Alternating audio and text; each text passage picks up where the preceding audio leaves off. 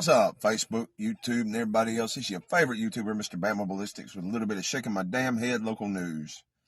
Now, most of the time, I'm on the side of the police. If you mess up, just own it and say you messed up, dude. Like, I messed up. Here's what I did. Here's why.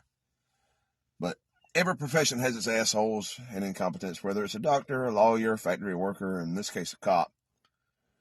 The article I'm about to read was posted by AJ Holiday with CBS 42 in Birmingham. Birmingham Police Department officer arrested for alleged domestic violence. Alleged. The Birmingham Police Department have reported that they arrested one of their officers Sunday. According to Birmingham Police Department officer Brandon Smith, turned himself into custody of the Jefferson County Jail on Sunday. A warrant was obtained for Smith for domestic violence strangulation and a $5,000 bond. BPD was made aware of the domestic assault involving one of his officers on November 19th. Immediate action was taken and Smith was relieved of his duties pending an internal investigation. Smith has been with BPD since April 2016 and was assigned to the patrol division prior to his investigation. The investigation is still ongoing. Okay, before we go judging this guy, just remember that this article doesn't say anything about who the victim was or their relationship to him. Could have been his girlfriend, his wife, his mama, his sister, his brother, roommate, hell, even a boyfriend this day and age. I mean, all it takes to be counted as domestic violence is that y'all live together. Doesn't matter who you are, so long as y'all live together. Now, we also don't know what started the fight.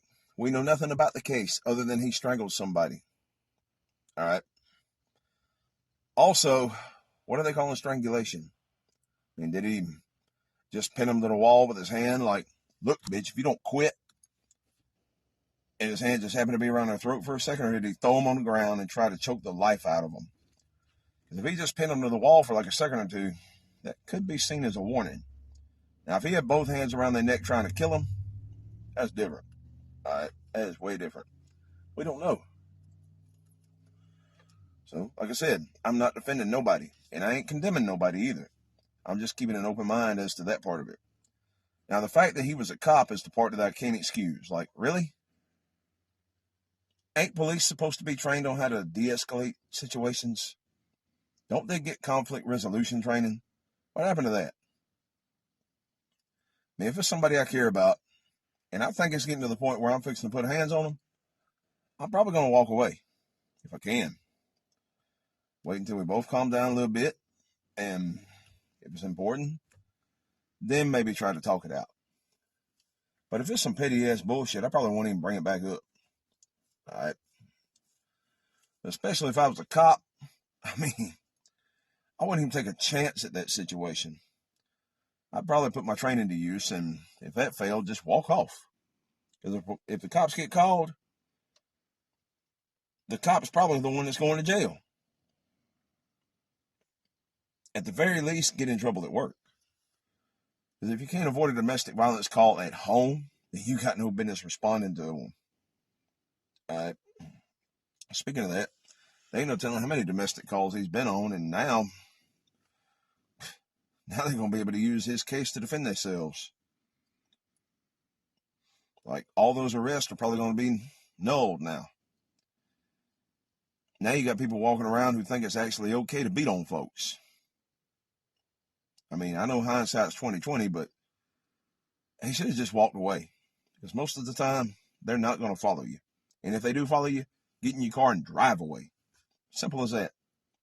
You know how many times I've let people I care about and respect get loud and louder and louder and louder while I'm standing there talking just as calm as can be? Because I know if I get loud too, it ain't going to help the situation.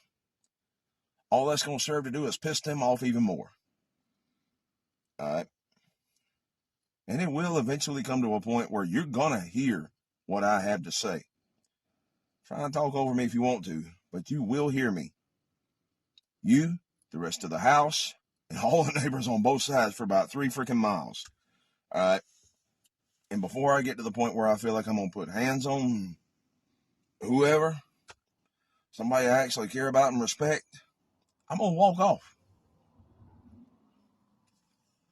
And if they try to beat me to it, if they swing or grab first, I'm going to get away from them and then walk off.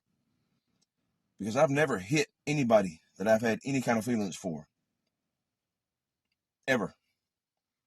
I've come close, but I thought better of it. See, this generation got the wrong idea. Words don't mean a damn thing to me, except from a very select few people. They're the only ones that can hurt my feelings with words. And even then, I can forgive words a lot easier than physical conflict. Words can be forgotten. Injuries can't. You're liable to live with an injury from that fight for the rest of your life. All right? I've got family members that got in fights when they were like a teenager. They don't even remember what the fight was about. They barely remember who they were fighting. But they remember that sprung elbow every time they swing a hammer or something. They damn sure remember that doctor bill, because instead of paying the car note, they had to pay a doctor bill. And car got repoed and they lost their job and all kind of shit, but they don't remember who or why they were even fighting. It's simple. If you think it's fixing to get physical with somebody that you give a shit about, walk off and readdress the situation later. Just throw your hands up and say, fuck it, and walk off. It's not easy to do, but it can be done. Anyway, it's getting late, so I'm fixing to get off here and go in the house and do my usual nightly routine.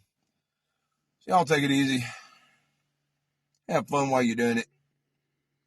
And even though it ain't no fun, be safe. I'll see y'all later.